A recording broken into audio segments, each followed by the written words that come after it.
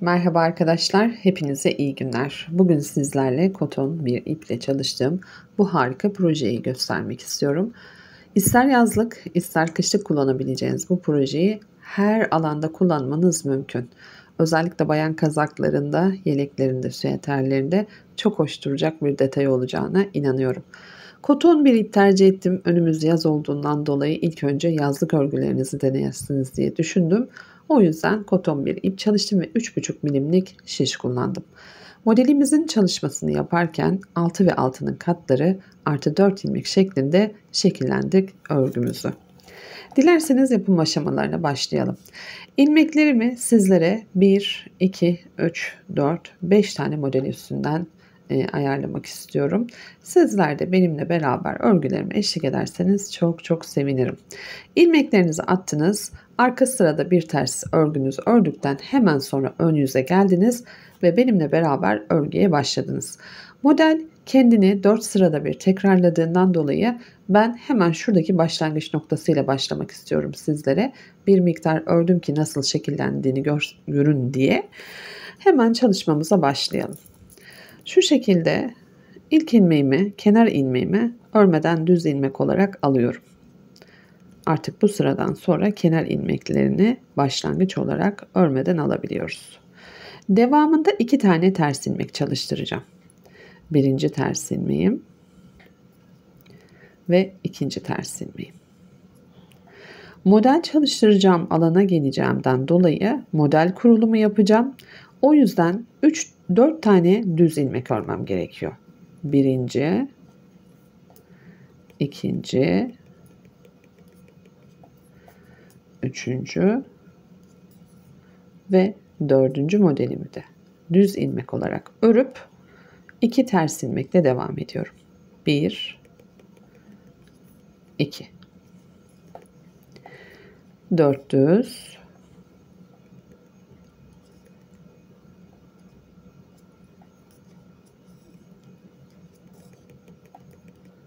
2 ters ilmek.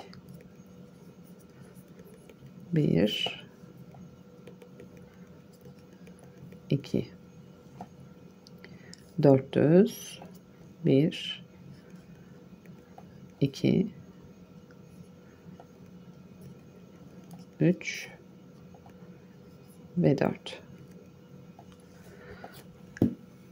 Angora iplerle, bambu iplerle, bebek örgüsü olan iplerle de kullanabiliyorsunuz. Her türlü ipe gelebilecek harika bir model. 2 tersle devam ediyorum.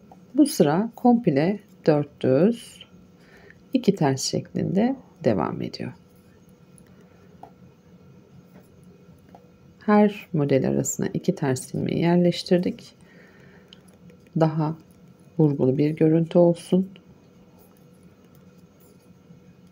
Tekrar 2 tersten sonra 4 düz ilmeğimiz.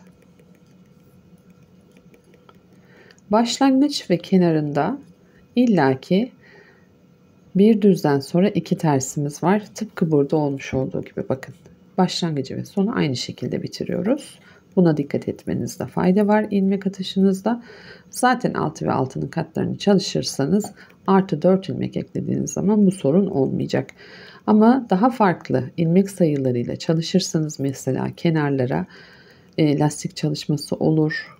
Haroşa örgüleriniz için ilmek eklemeniz gerekir. O zaman iyi ayarlamaya gayret edin. Şimdi örgünün birinci sırası ön yüzü bu şekilde tamamladıktan hemen sonra örgünün arka yüzüne geçiyoruz ve ikinci sırasını çalışıyoruz sizlerle beraber. Kenar ilmeğini ters ilmek olarak alıyorum ve herhangi bir işlem yapmayacağım. Şurada ters ilmek olarak alıyorum. İpin yönünü değiştiriyorum.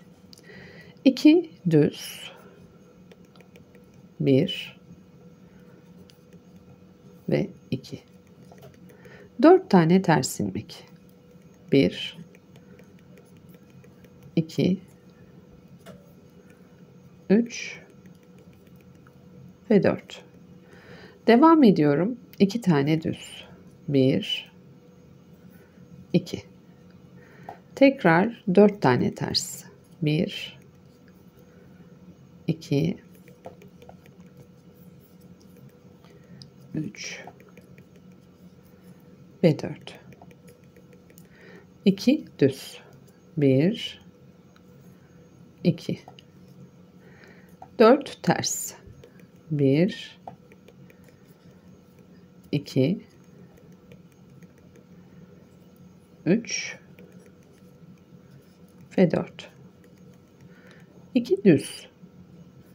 1 2 4 ters. 1 2 3 şuradan ipimizi de sabitleyelim. 2 düz. 1 2 4 ters. 1 2 burada tabii ipimi kaçırdım, çok güzel. Hemen şurayı toplayalım. Evet. 4 ters ilmeğin üçüncüsü, dördüncüsü, 2 düz ve bir tersle örgünün arka yüz ikinci sırasında bitirmiş oluyoruz bu şekilde. Tekrardan ön yüze geçiyoruz ve üçüncü sıradayız artık. Model kendini tekrarladığını belirtmiştim. Her 4 sırada birinci sıraya geri dönmeniz gerekiyor. İpimizi de şu şekilde alalım.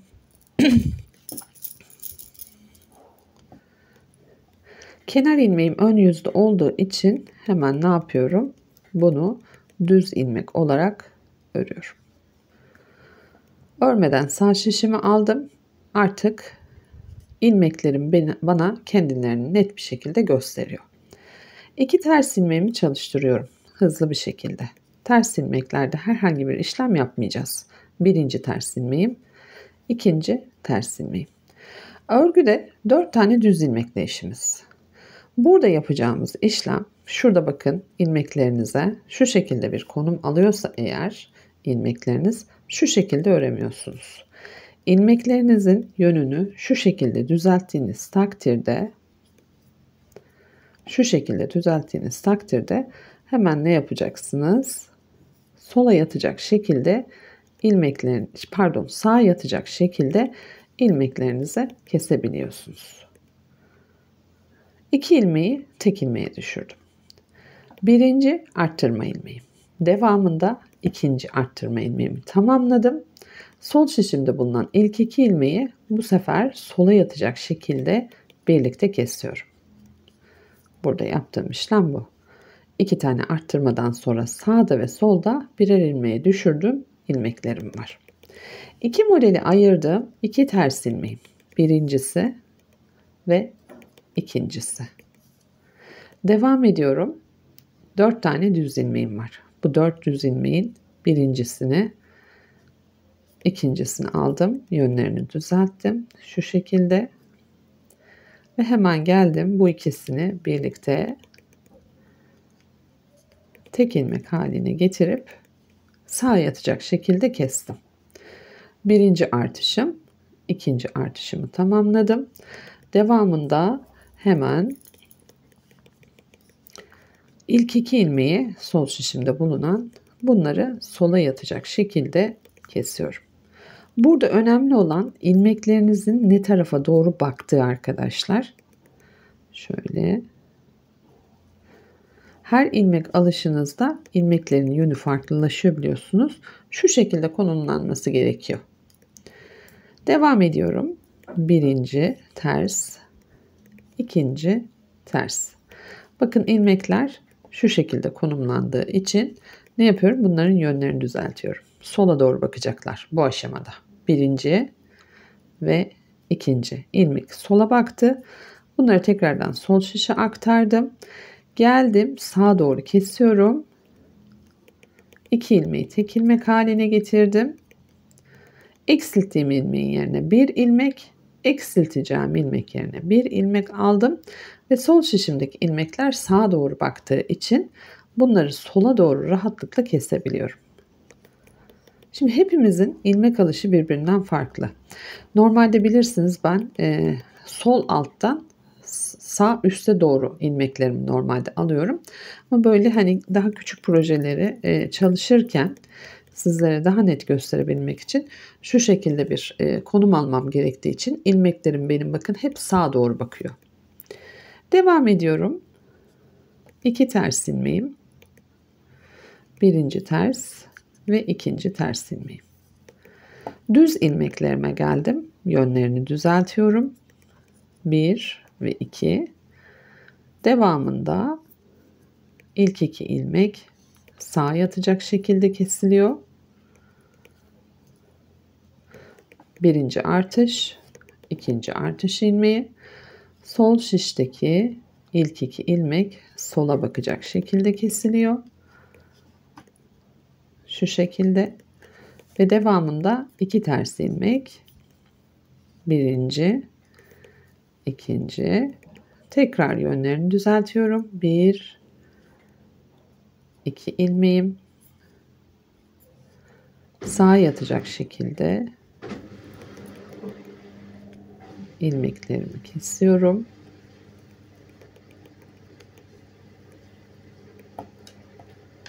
Birinci artış ilmeğim, ikinci artış ilmeğim, ilk 2 ilmeğimi sola yatacak şekilde kesiyorum. 2 kenar ilmeği ters olarak, en kenardaki kenar ilmeğimi ise düz olarak 3. sıra ön yüzü bitiriyorum. Şimdi burada aslında bu modelde en çok dikkat etmemiz gereken 3. ve 4. sıra. 4. sıraya neden dikkat edeceğiz? Ona hemen değineceğim. Kenar ilmeğini ters ilmek olarak aldım. Burada ön yüzde ters olarak duran ilmeklerim benim bu yüzde düz ilmek olarak karşımda. Birinci düz ve ikinci düz ilmeğim. Şimdi şurada ilmekleri ayırayım. 4 tane ilmeğim var. Bu 4 ilmeğin sağda baştaki ve soldaki sondaki ilmeğim ters olarak kendini gösteriyor. Burada bu ilmeklerden ilkini ters olarak örüyorum. Devamında ajur ilmekler çıkıyor karşıma. Birinci ajur ilmeğini ters ilmek olarak örüyorum ve şişten çıkartıyorum. İkinci ajur ilmeğini ters ilmek olarak yaparsam sorun çıkartıyor. O yüzden ne yapıyorum? İkinci ajur ilmeğini burada düz ilmek olarak örüyorum. Ki şurada bir kilitlenme olsun.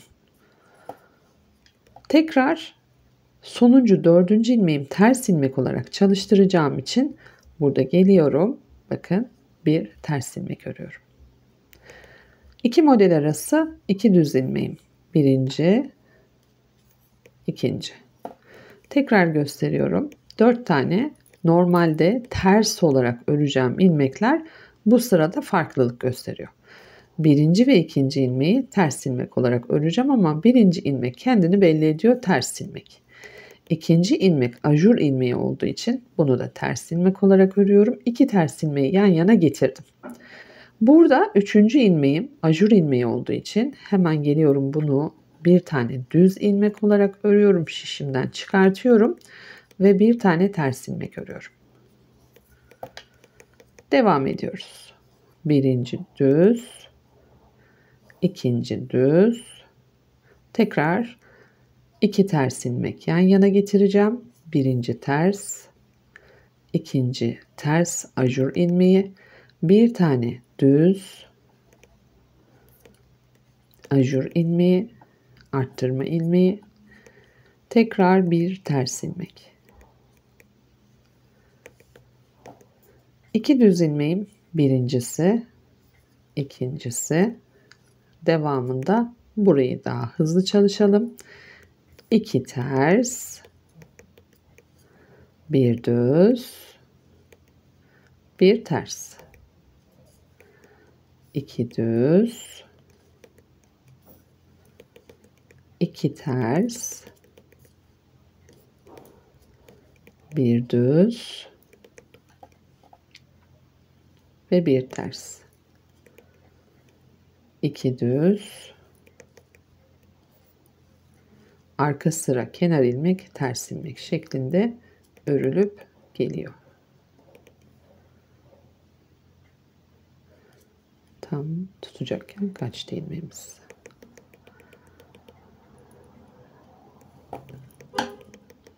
Bazen böyle inatlaşabiliyor ilmekler. Sizin başınıza da geliyordur ama kameranın karşısında olunca zaman kaybettiriyor bize. Evet. Örgünün arka sıra 4. sırasını bitirdik. Şimdi tekrardan 1. sıraya dönüyoruz ve modelimizi oluşturuyoruz. Yapacağımız işlem çok kolay. En hızlı şekliyle geçelim. Örmeden aldığım kenar ilmeği düz, devamında 1. ters ilmek, 2. ters ilmek, 2 tane ters ilmek yan yana.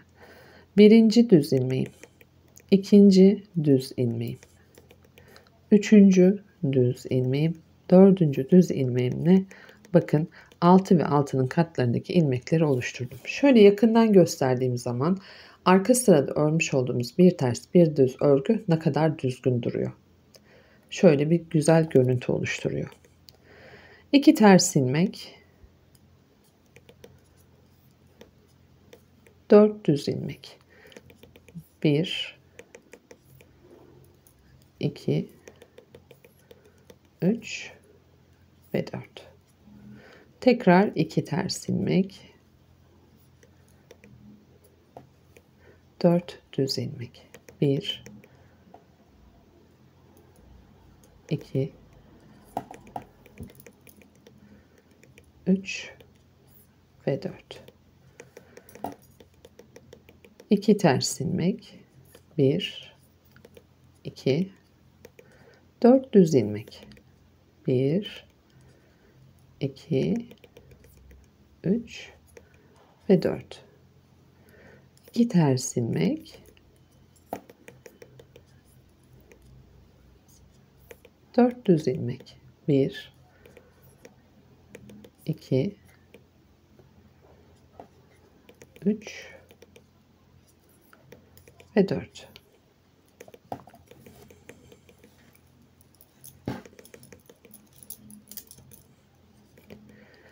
İki ters ilmeğim, birinci, ikinci, bir kenar ilmeğimle beraber örgünün ön yüz 1. sırasını bitirmiş oluyorum. Arka sıra hemen şöyle netleyelim.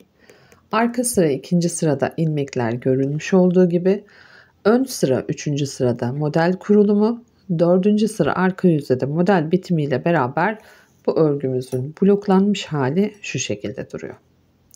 Normal kendi halinde duruşu da şu şekilde bir boyutlu hale alıyor. Hangisini örmek isterseniz o şekilde örmenizi sizlere tavsiye edeceğim. Yeni anlatımlarda görüşmek dileğiyle. Kendinize çok iyi bakın. Hoşça kalın.